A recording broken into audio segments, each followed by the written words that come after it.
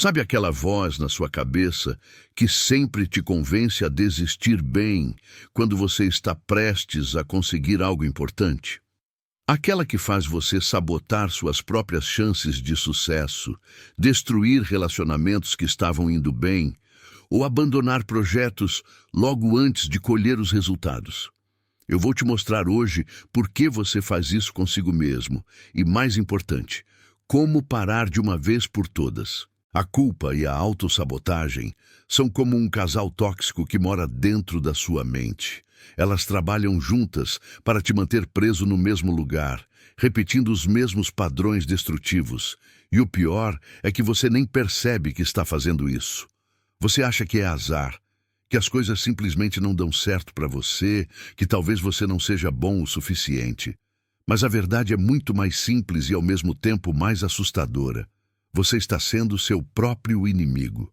Deixa eu te contar uma coisa que provavelmente vai doer um pouco. Aquela dieta que você começou e parou na terceira semana? Autossabotagem. Aquele curso online que você comprou animado e nunca terminou? Autossabotagem. Aquele relacionamento que você destruiu criando problemas do nada? Autossabotagem. E sabe qual é o combustível que alimenta tudo isso? A culpa. A culpa de não ser perfeito, de ter falhado antes, de achar que não merece coisas boas. A psicologia descobriu algo fascinante sobre isso. Quando você carrega culpa não resolvida, seu cérebro entra num modo de autopunição. É como se uma parte de você acreditasse que você precisa sofrer, que não merece ter sucesso ou ser feliz. Então, inconscientemente, você cria situações que confirmam essa crença distorcida. Você chega atrasado em entrevistas importantes, esquece compromissos cruciais, procrastina em projetos que poderiam mudar sua vida. Um estudo da Universidade de Stanford mostrou que pessoas que carregam altos níveis de culpa têm 40% mais chances de sabotar suas próprias metas. 40%. Isso não é coincidência, é um padrão comportamental. Seu cérebro está literalmente programado para te fazer fracassar, porque alguma parte distorcida dele acha que você merece isso. Mas aqui está a parte que ninguém te conta. A culpa que você sente hoje provavelmente nem é sua. É uma programação que você recebeu quando criança. Talvez seus pais fossem críticos demais. Talvez você tenha falhado em algo importante uma vez e nunca se perdoou. Talvez a sociedade tenha te ensinado que você precisa ser perfeito para ter valor. E agora você está adulto, carregando esse peso invisível, sabotando cada chance de felicidade que aparece. Autossabotagem tem várias caras. Às vezes ela é óbvia, como quando você desiste de algo no meio, mas outras vezes ela é sutil, perigosa. Ela aparece quando você escolhe parceiros que te tratam mal, porque no fundo você acha que não merece coisa melhor. Quando você cria brigas do nada, porque a intimidade verdadeira te assusta. Quando você trabalha até se esgotar, porque produtividade virou sua única forma de sentir que vale alguma coisa. E sabe o que é mais cruel? Cada vez que você se sabota, você cria mais culpa, você falha, se sente culpado, e essa culpa te faz sabotar a próxima tentativa. É um ciclo vicioso que te mantém preso numa espiral descendente. Você fica cada vez mais convencido de que realmente não é capaz, de que as coisas boas não são para você, de que é melhor nem tentar. Mas existe uma saída. E ela começa com você entender que a culpa e a autossabotagem não são partes permanentes de quem você é. São apenas padrões mentais que você aprendeu e que pode desaprender. São como softwares ruins rodando no computador da sua mente. E você tem o poder de deletá-los e instalar novos programas. A primeira coisa que você precisa aceitar é que você não está sozinho nisso. Milhões de pessoas lutam contra os mesmos demônios internos todos os dias. A diferença entre quem supera e quem fica preso é simples: consciência. Quando você começa a perceber seus padrões de autossabotagem em tempo real, você ganha o poder de escolher diferente. Pensa comigo. Quantas vezes você já estava indo bem em algo e de repente surgiu aquele pensamento: isso é bom demais para ser verdade, vai dar errado. Esse é o medo do sucesso disfarçado de realismo. Seu cérebro está tão acostumado com o fracasso que o sucesso parece perigoso, estranho, errado. Então ele cria desculpas, sabota, garante que você volte para a zona de conforto do sofrimento familiar. A culpa funciona do mesmo jeito.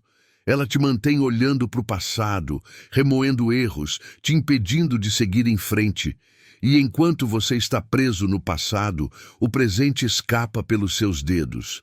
Oportunidades passam, relacionamentos morrem, sonhos murcham. Tudo porque você não consegue se perdoar por algo que já aconteceu e não pode mais ser mudado. Mas aqui está a verdade libertadora. Você tem permissão para ser imperfeito. Você tem permissão para falhar, aprender, tentar de novo. Você tem permissão para soltar a culpa e escolher se mover para frente. Ninguém precisa te dar essa permissão porque ela já é sua. O problema é que você esqueceu disso. Agora, vamos mergulhar fundo no mecanismo por trás dessa armadilha mental. A culpa não é apenas um sentimento ruim que aparece de vez em quando. Ela é um sistema complexo de crenças que você construiu sobre si mesmo, tijolo por tijolo, ao longo de anos. E cada tijolo foi colocado em momentos específicos da sua vida, onde você internalizou a mensagem de que havia algo errado com você.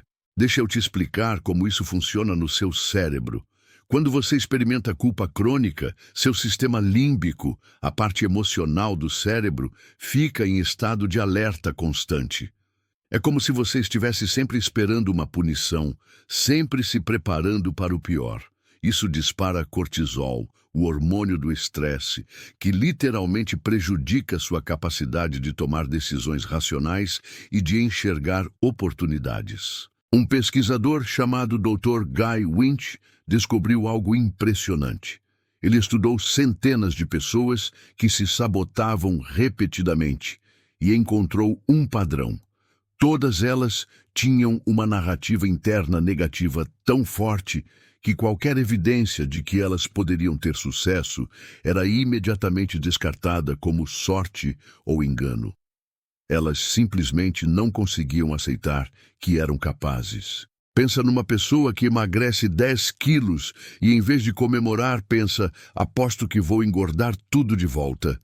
Ou alguém que recebe uma promoção e fica paralisado achando que vão descobrir que ele é uma fraude. Isso se chama síndrome do impostor e é uma das formas mais comuns de autossabotagem. Você conquista algo, mas a culpa e a insegurança não deixam você aproveitar porque te convencem de que você não merece. Autossabotagem também se manifesta em comportamentos de autopunição. Você come demais depois de um dia estressante. Você gasta dinheiro que não tem. Você fica acordado até tarde sabendo que precisa acordar cedo. Você escolhe brigar com alguém que você ama logo depois de um momento de conexão profunda. Tudo isso são formas de você se castigar por algo que nem sabe direito o que é. E aqui está o problema central. A maioria das pessoas tenta combater a autossabotagem com força de vontade. Elas fazem promessas, criam metas ambiciosas, juram que dessa vez vai ser diferente. Mas força de vontade não funciona contra padrões inconscientes. É como tentar parar um trem usando só as mãos. O trem vai te arrastar porque ele é mais forte que você. A solução real não está em ser mais forte ou mais disciplinado. Está em reprogramar o sistema operacional da sua mente. E isso começa com uma ferramenta poderosa que a maioria das pessoas ignora: a autocompaixão. Eu sei que pode soar como papo de autoajuda superficial, mas me escuta. Estudos da doutora Kristin Neff, professora da Universidade do Texas, mostraram que autocompaixão é mais eficaz que autoestima para criar mudanças duradouras. Autoestima te faz sentir bem quando você está ganhando, mas desmorona quando você falha. Autocompaixão te dá uma base sólida independente dos resultados externos. É você aprender a se tratar como trataria um bom amigo que está passando por dificuldades. Você não xingaria seu amigo por ter falhado, não diria que ele é um fracasso, não jogaria na cara dele todos os erros do passado. Então, por que você faz isso consigo mesmo?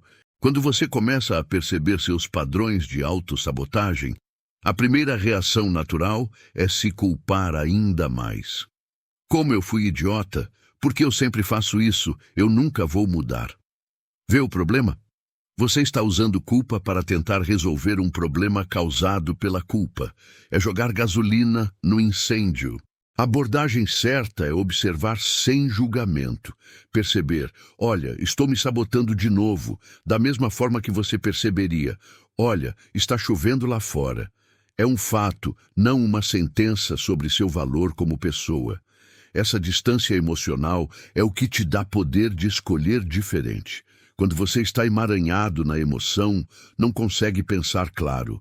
Quando você observa de fora, consegue ver as opções. Deixa eu te dar um exemplo prático. Imagina que você está fazendo um trabalho importante e, de repente, sente uma vontade irresistível de checar as redes sociais, assistir vídeos aleatórios, fazer qualquer coisa menos trabalhar. Isso é autossabotagem batendo na porta. A maioria das pessoas nesse momento faz uma de duas coisas. Ou cede ao impulso e depois se sente culpada, ou luta contra e fica num estado de tensão insuportável. Mas existe uma terceira opção. Você pausa, respira e pergunta: o que está acontecendo aqui de verdade? Talvez você esteja com medo de falhar nesse trabalho. Talvez você esteja com medo de ter sucesso e isso mudar sua vida. Talvez você esteja cansado e seu corpo esteja pedindo uma pausa legítima. Quando você investiga com curiosidade em vez de julgamento, você descobre a causa raiz. E aqui está algo que vai explodir sua mente. Muitas vezes, a autossabotagem é uma tentativa torta de se proteger. Seu cérebro desenvolveu esse mecanismo para te manter seguro. Se você nunca tenta de verdade, nunca vai experimentar a dor de uma rejeição completa. Se você sempre arruma um jeito de falhar, nunca precisa lidar com a responsabilidade e a pressão do sucesso. É uma proteção, mas uma proteção que te aprisiona. A culpa funciona da mesma forma. Ela te dá uma ilusão de controle. Se você se sente culpado o suficiente, se pune o suficiente, talvez possa evitar que coisas ruins aconteçam no futuro. É mágico e irracional, mas seu cérebro primitivo não liga para a lógica. Ele só quer te manter vivo, mesmo que isso signifique te manter infeliz. Então, o trabalho não é se livrar desses mecanismos de uma hora para outra. É entender que eles existem, agradecer a intenção por trás deles e gentilmente mostrar para o seu cérebro que existem formas melhores de te proteger. Formas que não envolvem te destruir por dentro. Vamos falar agora sobre os gatilhos específicos que ativam seus padrões de autossabotagem. Porque entender quando e por que você se sabota é metade da batalha. A outra metade é ter ferramentas práticas para interromper o ciclo no momento em que ele começa. Existe um conceito na psicologia chamado teto de felicidade. É basicamente o nível máximo de bem-estar que você inconscientemente acredita que merece. Quando sua vida começa a ultrapassar esse teto, quando as coisas ficam boas demais, seu cérebro dispara alarmes. Ele não reconhece esse território, então você começa a agir de formas que te trazem de volta para o nível familiar de sofrimento. Isso explica por que tanta gente sabota relacionamentos logo quando eles começam a ficar sérios. Não é porque a pessoa não quer amor. É porque amor verdadeiro, intimidade real, vulnerabilidade profunda estão acima do teto de felicidade dela. Então, ela cria drama, arruma brigas, se afasta emocionalmente, qualquer coisa para voltar para a zona conhecida da solidão ou relacionamentos superficiais. O mesmo acontece com dinheiro. Você já reparou como algumas pessoas sempre voltam para o mesmo nível financeiro, não importa quanto ganhem? Elas recebem um aumento e de repente aparecem despesas inesperadas. Ganham uma grana extra e gastam tudo em coisas desnecessárias. Isso não é falta de educação financeira. É autossabotagem baseada numa crença inconsciente de quanto dinheiro elas acham que merecem ter. Um estudo fascinante da Universidade da Califórnia acompanhou ganhadores de loteria por 10 anos. Sabe o que descobriram? A maioria voltou ao nível financeiro anterior ou ficou pior. Não porque o dinheiro acabou, mas porque eles inconscientemente sabotaram a própria riqueza. Eles não tinham um teto de felicidade financeira alto o suficiente para sustentar aquela abundância. Agora, os gatilhos mais comuns de autossabotagem são sucesso iminente, intimidade crescente, reconhecimento público e períodos de paz. Leia de novo essa última, períodos de paz. Muita gente se sabota justamente quando a vida está calma e boa, porque elas foram condicionadas a viver em caos. Paz parece tédio, parece o prenúncio de algo ruim, então elas criam problemas do nada. A culpa intensifica tudo isso. Cada vez que você se aproxima de algo bom, a culpa sussurra: você não merece isso. Lembra daquele erro que você cometeu? Lembra como você decepcionou aquela pessoa? Você acha mesmo que merece ser feliz depois disso? E você, sem nem perceber, começa a agir de formas que confirmam essa narrativa cruel. Deixa eu te mostrar como isso funciona na prática. Vamos dizer que você está tentando construir um negócio próprio. No começo, você está animado, trabalhando duro, vendo progresso. Mas conforme você se aproxima do primeiro grande marco, do primeiro cliente importante, da primeira grande vitória, algo estranho acontece. Você começa a procrastinar, esquece de responder e-mails cruciais, perde prazos, arruma desculpas para não fazer ligações importantes. Isso não é preguiça, é medo disfarçado. Medo de que, se você realmente conseguir, sua vida vai mudar de formas que você não consegue controlar. Medo de que as pessoas vão esperar mais de você. Medo de que você vai descobrir que não é capaz de manter o sucesso. Então seu cérebro, tentando te proteger dessa ansiedade, te faz sabotar antes que você chegue lá. A solução começa com o que os psicólogos chamam de janela de tolerância. É o intervalo de ativação emocional onde você consegue funcionar bem. Quando você está abaixo dessa janela, você fica deprimido, sem energia, desmotivado. Quando está acima, fica ansioso, sobrecarregado, reativo. A autossabotagem acontece principalmente quando você está fora dessa janela. Então, o primeiro passo prático é aprender a regular seu sistema nervoso. Isso não é complicado. São coisas simples como respiração profunda, movimento físico, contato com a natureza, sono adequado. Parece básico demais para ser solução, mas funciona porque autossabotagem não é um problema lógico.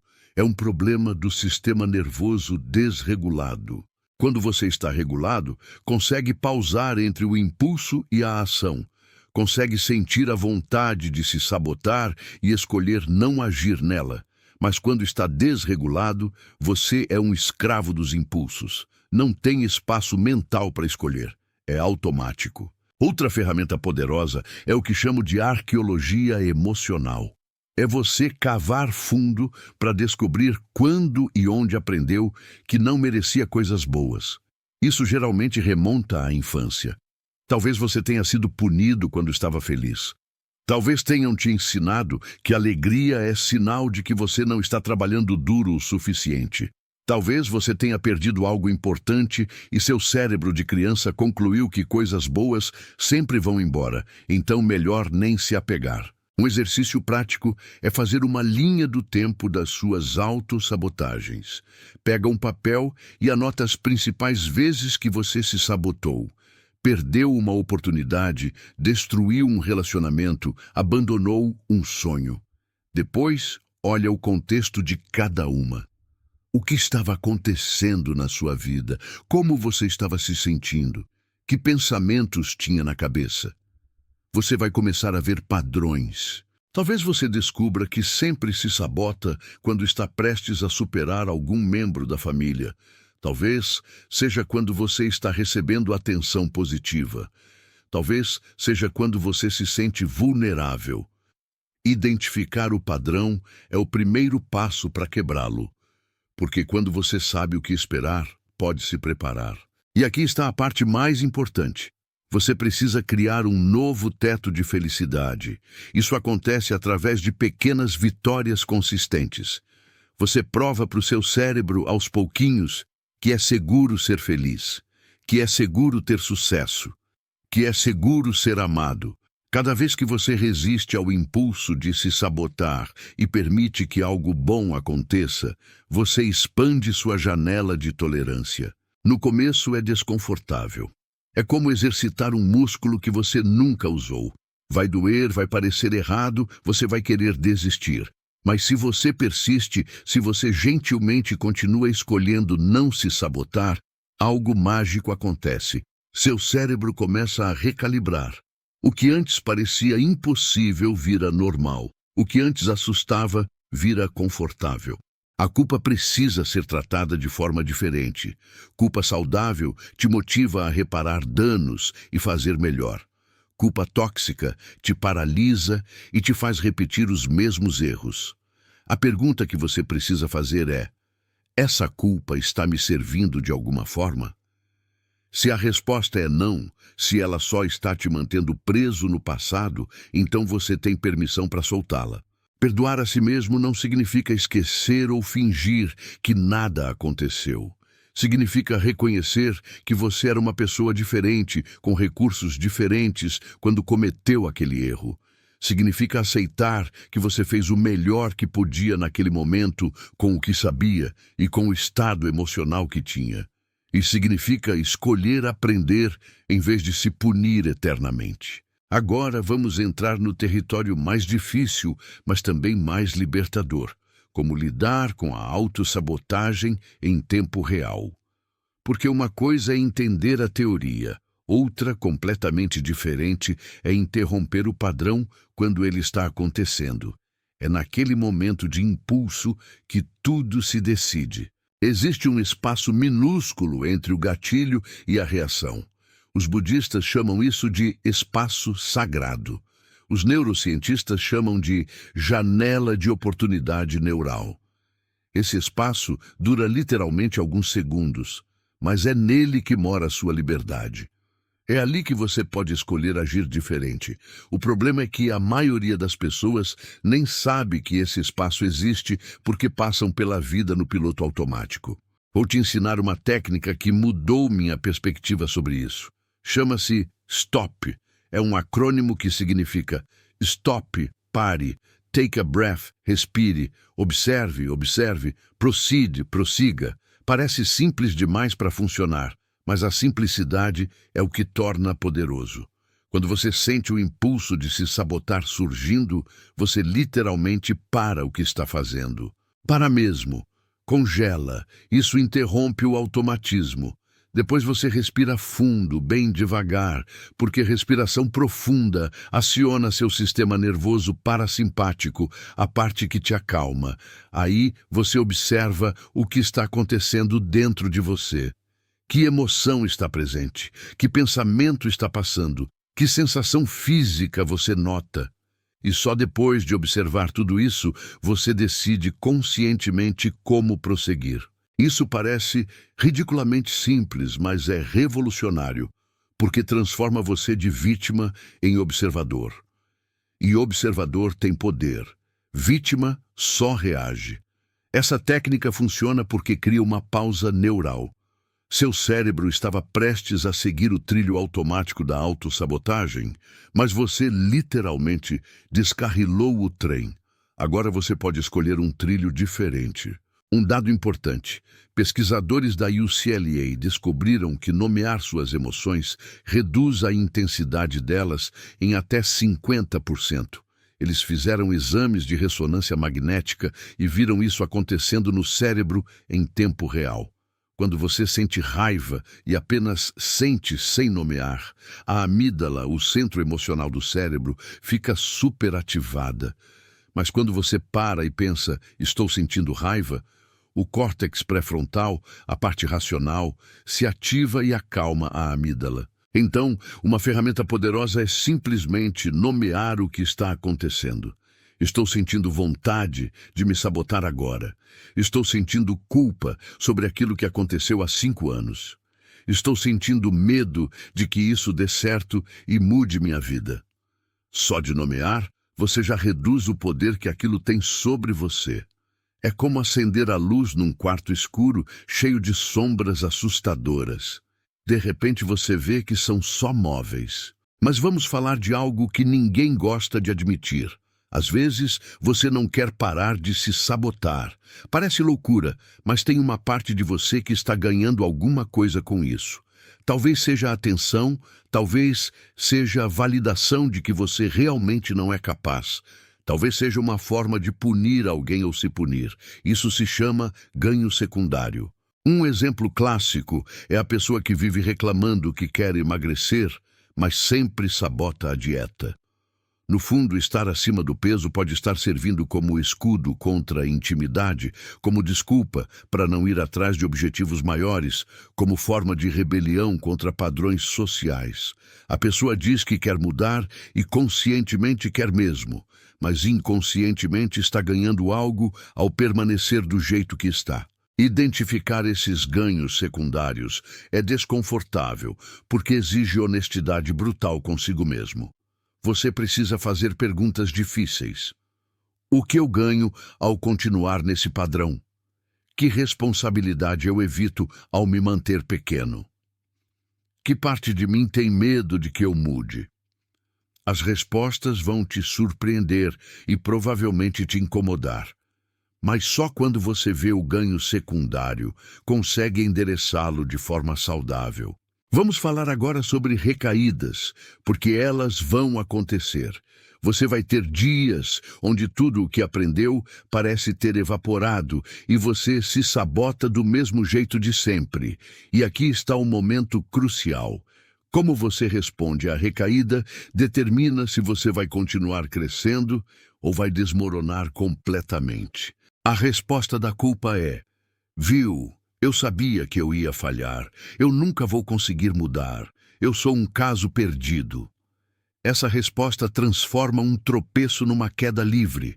Você usa a recaída como evidência de que seus piores medos sobre você mesmo são verdadeiros. E aí você desiste. A resposta da autocompaixão é: ok, eu tropecei. Faz parte do processo.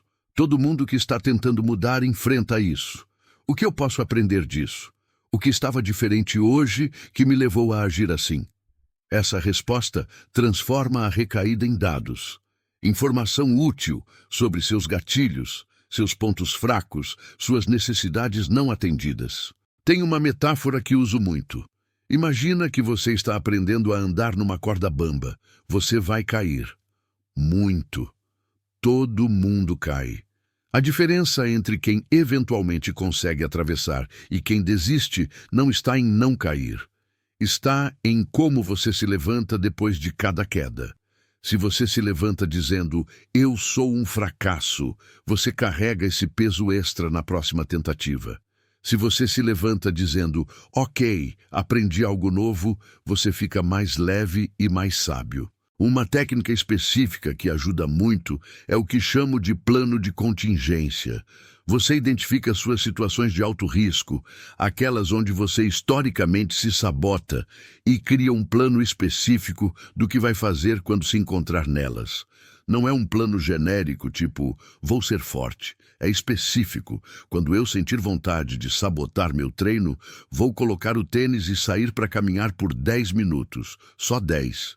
Depois disso, posso escolher voltar. O poder está na especificidade. Seu cérebro não consegue executar, seja melhor, mas consegue executar, coloque o tênis. Instruções claras, ações pequenas, próximos passos óbvios. Isso remove a necessidade de força de vontade, que, como já falamos, não funciona contra padrões inconscientes. Outra coisa importante, você precisa de um sistema de suporte. Não dá para fazer isso sozinho, não importa o quanto você seja forte. Você precisa de pelo menos uma pessoa que saiba o que você está tentando mudar, que possa te lembrar nos momentos de esquecimento, que possa te mostrar evidências do seu progresso quando você só consegue ver fracasso. Mas escolha com cuidado. Não é qualquer pessoa. Precisa ser alguém que entende, que não vai julgar, que não vai dar conselhos não solicitados ou fazer você se sentir pior. Alguém que simplesmente segura o espelho e te mostra a verdade com compaixão. Pode ser um amigo, um terapeuta, um grupo de apoio. O importante é não tentar ser herói solitário. E sobre a culpa que não passa, aquela que insiste em ficar, não importa o quanto você tente soltá-la, pode ser que você precise fazer reparações. Não dá para ter paz verdadeira se existe alguém que você magoou e nunca tentou fazer as pazes. Não precisa ser grande, não precisa ser dramático. Às vezes é só uma mensagem, uma conversa honesta, um pedido simples de desculpas. Mas cuidado, reparação é diferente de autopunição. Reparação busca restaurar o que foi quebrado. Autopunição busca apenas te fazer sofrer. Se a outra pessoa não quer aceitar suas desculpas, você fez sua parte. Você não controla a resposta dela. Só suas ações. Às vezes, a reparação mais importante é com você mesmo.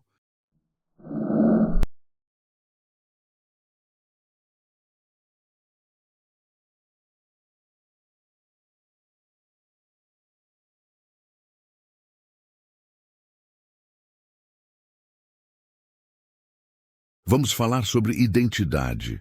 Porque no final das contas, autossabotagem e culpa são problemas de identidade. Você age de acordo com quem acredita ser. Se sua identidade interna é "eu sou alguém que falha", você vai inconscientemente criar situações que confirmem isso. Se sua identidade é "eu sou alguém que não merece", você vai rejeitar tudo que contradiga essa crença. James Clear, autor de Hábitos Atômicos, descobriu algo fascinante. Ele estudou mudança de comportamento por anos e concluiu que a forma mais eficaz de mudar não é focar no objetivo, mas na identidade. Não é sobre "eu quero emagrecer 10 quilos", é sobre "eu sou uma pessoa saudável". A diferença parece sutil, mas é gigantesca. Objetivos são temporários, identidade é permanente. Quando você muda sua identidade interna, os comportamentos externos seguem naturalmente. Uma pessoa que se vê como saudável não precisa de força de vontade para escolher a salada. Uma pessoa que se vê como disciplinada não precisa de motivação para sentar e trabalhar. Uma pessoa que se vê como merecedora não precisa sabotar oportunidades. Ela age de acordo com quem é. O problema é que você não pode simplesmente decidir ter uma nova identidade e pronto. Seu cérebro não acredita em declarações vazias. Você precisa de evidências, e evidências vêm de comportamento repetido. Então, aqui está o ciclo. Você age de forma consistente com a identidade que quer ter. Isso cria evidência. A evidência reforça a nova identidade. A nova identidade torna as ações mais fáceis. Deixa eu tornar isso prático. Vamos dizer que você está tentando construir a identidade de pessoa que termina o que começa. Você não proclama isso e espera que magicamente se torne verdade. Você começa pequeno, termina uma tarefa minúscula, lava a louça que estava na pia, lê um capítulo do livro que começou, responde aquele e-mail que estava adiando. E cada vez que termina algo, você conscientemente pensa: pessoas que terminam o que começam fazem isso. Parece bobo, mas é neurociência pura. Você está criando conexões neurais novas. Está sinalizando para o seu cérebro que essa é sua nova normalidade. Depois de repetições suficientes, vira automático. Vira quem você é. E quando algo faz parte de quem você é, não há autossabotagem que segure, porque você estaria literalmente agindo contra si mesmo. Agora vamos abordar algo pesado. O luto pelo tempo perdido. Muita gente, quando começa a entender como se sabotou por anos, entra num estado de lamento profundo. Quanto tempo eu desperdicei? Quantas oportunidades eu perdi? Como minha vida poderia ser diferente se eu tivesse entendido isso antes?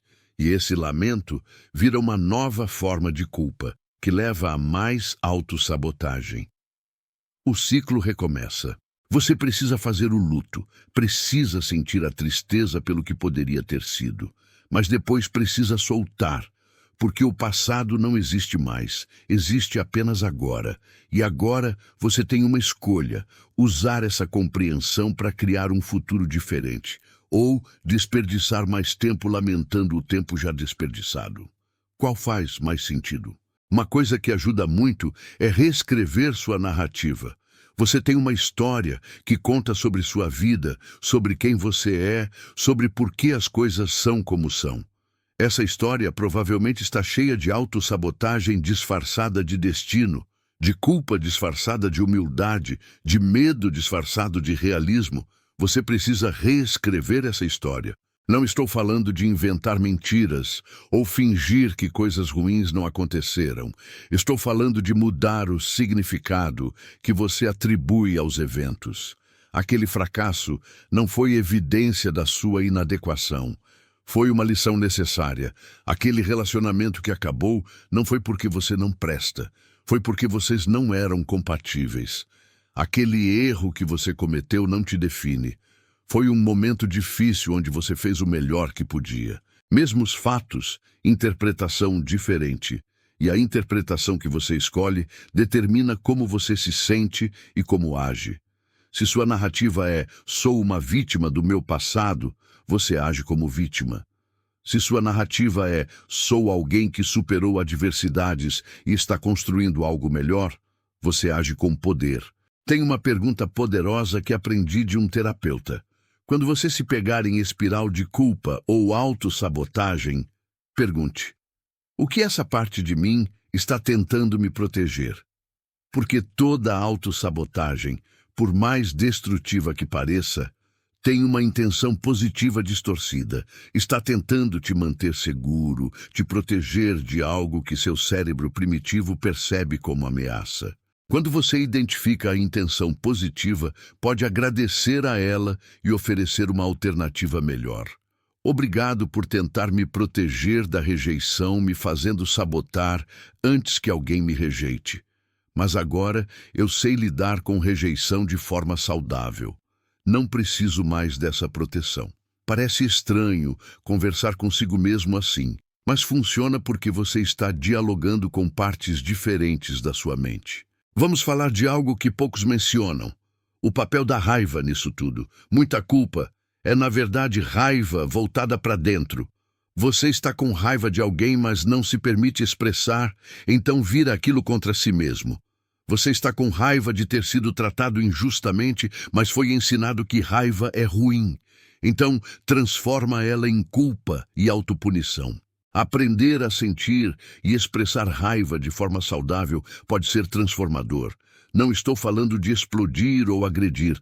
Estou falando de reconhecer: eu estou com raiva e isso é válido. De colocar limites, de dizer não, de se afastar de pessoas e situações que te machucam. Raiva saudável te protege, raiva reprimida te destrói. E sobre perdão, que todo mundo fala, mas poucos explicam direito. Perdoar não é esquecer, não é dizer que está tudo bem, não é reconciliar com quem te machucou. Perdoar é soltar a corda, é parar de usar energia mantendo viva a mágoa, é escolher sua paz acima da sua necessidade de justiça ou vingança. Você pode perdoar alguém e nunca mais falar com essa pessoa. Você pode perdoar e ainda reconhecer que o que aconteceu foi terrível. Perdão não é para a pessoa que te machucou, é para você. É para você não carregar mais aquele peso. E o perdão mais difícil e mais importante é o perdão a si mesmo. Tem uma visualização que uso. Imagina que você está carregando uma mochila cheia de pedras. Cada pedra representa uma culpa, um arrependimento, uma autossabotagem do passado. Você tem carregado essa mochila por tanto tempo que nem lembra mais como é andar leve. Agora imagina você abrindo a mochila e tirando uma pedra de cada vez, olhando para ela, reconhecendo o que ela representa e gentilmente colocando no chão, deixando ali.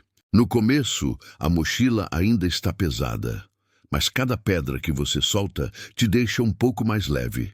E você percebe que pode andar um pouco mais rápido, respirar um pouco mais fundo. Eventualmente a mochila fica vazia e você nem precisa mais dela. Você a deixa no caminho e segue livre. Essa não é só uma metáfora bonita. É um processo real que você pode fazer. Escrever cada culpa, cada padrão de autossabotagem, ler em voz alta, reconhecer e depois literalmente rasgar o papel ou queimar. É simbólico, mas símbolos são poderosos.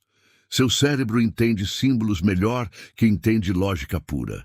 A verdade final sobre culpa e autossabotagem é esta. Elas só têm o poder que você dá a elas.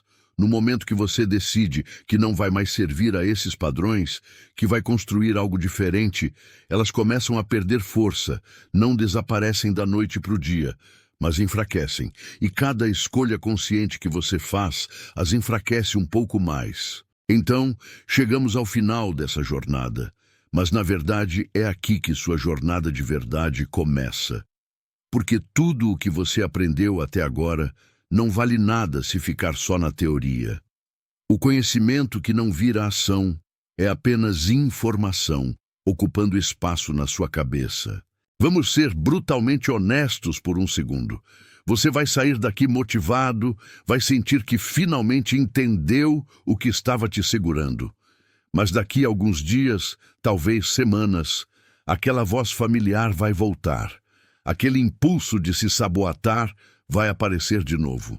E você vai ter uma escolha a fazer. Essa escolha vai definir se você realmente muda ou se isso foi só mais um vídeo que você assistiu e esqueceu. A diferença entre as pessoas que transformam suas vidas e as que ficam presas nos mesmos padrões não está no quanto elas sabem. Está no quanto elas agem de acordo com o que sabem. E ação consistente, mesmo quando é desconfortável, mesmo quando cada fibra do seu ser está gritando para você voltar para o conforto familiar da autossabotagem. Deixa eu te dar um plano de ação concreto para começar hoje. Não amanhã, não segunda-feira, hoje. Primeiro passo. Identifique uma área específica onde você mais se sabota. Não seja vago. Não diga minha vida toda. Escolha uma coisa. Relacionamentos, carreira, saúde, finanças. Uma área. Uma batalha de cada vez. Segundo passo. Identifique o padrão exato. Como você se sabota nessa área? O que você faz repetidamente que te mantém preso? Seja específico e honesto. Escreve isso. Não só pensa, escreve. Tem poder em colocar no papel. Torna real, tangível, impossível de ignorar. Terceiro passo. Identifique o gatilho. O que geralmente vem antes de você se sabotar? É um sentimento específico? Uma situação? Uma pessoa? Um horário do dia? Quando você sabe o que dispara o padrão, você pode se preparar. Pode criar um plano alternativo para executar quando o gatilho aparecer. Quarto passo. Escolha um comportamento alternativo minúsculo. Não tenta fazer uma mudança radical. Você quer mudar o hábito de procrastinar? Não prometa trabalhar 8 horas focado. Prometa trabalhar 10 minutos. Quer parar de sabotar relacionamentos? Não prometa ser vulnerável completamente. Prometa compartilhar um sentimento pequeno. Microações repetidas consistentemente criam macro-resultados. Quinto passo: celebre cada vitória microscópica. Seu cérebro aprende através de recompensa. Cada vez que você escolhe diferente, cada vez que resiste ao impulso de autossabotagem, você precisa reconhecer isso. Não precisa ser grande, só reconheça: eu fiz diferente dessa vez. Isso cria momentum. Agora, sobre a culpa. Você precisa fazer um inventário. Pega papel e caneta de novo. Lista todas as coisas que você ainda carrega culpa. Tudo, desde coisas enormes até aquela vez que você foi rude com alguém há 10 anos. Tira tudo de dentro e coloca no papel. Depois olha cada item e pergunta honestamente: eu posso fazer algo para reparar isso? Se pode, faz. Manda a mensagem, tem a conversa, faz as pazes. Se não pode, se a pessoa não está mais na sua vida, ou já morreu, ou simplesmente não há forma de reparar, então você reconhece isso e conscientemente decide soltar. Escreve: eu escolho me perdoar por isso, ao lado de cada item. Isso não vai fazer a culpa desaparecer magicamente, mas planta uma semente, e cada vez que a culpa voltar, você relembra a si mesmo dessa escolha. Eu já escolhi me perdoar por isso, não vou mais alimentar essa culpa. É um processo, não um evento único. Uma coisa que ninguém te conta. Você vai se sentir estranho quando começar a agir diferente. Vai parecer errado, vai ser desconfortável. Isso é normal. Você está indo contra anos, talvez décadas, de condicionamento. Seu cérebro vai resistir porque mudança, mesmo mudança positiva, é percebida como ameaça. Você só precisa saber que esse desconforto é temporário. É o preço da transformação. Tem dias que você vai falhar. Vai se sabotar do mesmo jeito de sempre. Vai cair na culpa, na espiral negativa. Nesses dias, lembra do que falamos sobre recaída. Não é o fim, é só um tropeço. Você se levanta, sacode a poeira, aprende o que pode e continua. Não existe fracasso permanente, só existe desistência permanente. E sobre essa ideia de que você precisa fazer tudo sozinho, de que pedir ajuda é fraqueza, joga isso fora. As pessoas mais fortes que conheço são aquelas que tiveram coragem de admitir que precisavam de suporte. Se isso significa terapia, procura terapia. Se significa conversar com um amigo, conversa. Se significa entrar num grupo de apoio, entra. Força não é fazer tudo sozinho. Força é fazer o que for necessário para mudar. Você tem uma escolha agora. Pode fechar esse vídeo, sentir que aprendeu algo interessante e continuar exatamente igual. Ou pode decidir que hoje é o dia que você para de ser seu próprio pior inimigo. Que hoje é o dia que você escolhe construir em vez de destruir. Que hoje é o dia que você finalmente se dá a chance que sempre mereceu. A culpa que você carrega não te torna nobre. A autossabotagem não te protege. Ela só te mantém pequeno, assustado, preso numa versão de você que não reflete quem você pode ser. E você pode ser tanta coisa. Você pode construir a vida que sempre quis, os relacionamentos que sempre sonhou, a paz que sempre buscou, mas só se você parar de ficar no próprio caminho. Então aqui está meu desafio final para você. Nas próximas 24 horas, faça uma coisa diferente. Uma coisa que o você do passado teria sabotado. Não precisa ser enorme. Pode ser mandar aquela mensagem, fazer aquela ligação, sentar para trabalhar naquele projeto, escolher a opção saudável, dizer não quando sempre disse sim, dizer sim quando sempre disse não. Uma ação. Uma escolha consciente contra o padrão. E depois repete amanhã, e no dia seguinte, e no outro. Não por obrigação, não por perfeição, mas por você. Porque você merece viver uma vida que não seja definida por culpa e autossabotagem. Você merece liberdade, e liberdade não vem de fora. Vem de você decidir todos os dias, agir de acordo com quem você quer ser, em vez de quem você sempre foi. A mudança real, duradoura, acontece no silêncio das escolhas diárias. Acontece quando ninguém está assistindo. Acontece quando você escolhe diferente mesmo sem motivação, mesmo sem testemunhas, mesmo sem aplausos, porque você sabe que é o certo. Porque você finalmente decidiu que se importa mais com seu futuro do que com seu conforto presente. Você chegou até aqui por uma razão. Algo dentro de você sabe que é hora de mudar. Escuta essa voz. Ela é mais sábia que o medo, mais forte que a culpa, mais poderosa que qualquer padrão de autossabotagem. Essa voz é quem você realmente é, embaixo de todas as camadas de condicionamento e trauma e medo. E ela está esperando você há muito tempo. Então vai. Começa pequeno, mas começa agora. Escreve o que precisa escrever. Tem a conversa que precisa ter. Faz a escolha que precisa fazer. E lembra, você não está sozinho nisso. Milhões de pessoas estão nessa mesma jornada. E cada dia que você escolhe diferente, você não está só mudando sua vida. Está mostrando que é possível. Está sendo a evidência viva de que transformação real existe. Se esse vídeo te ajudou de alguma forma, se algo ressoou, deixa um comentário compartilhando qual foi sua maior percepção. E se inscreve no canal para continuar nessa jornada de crescimento e transformação. A gente se vê no próximo.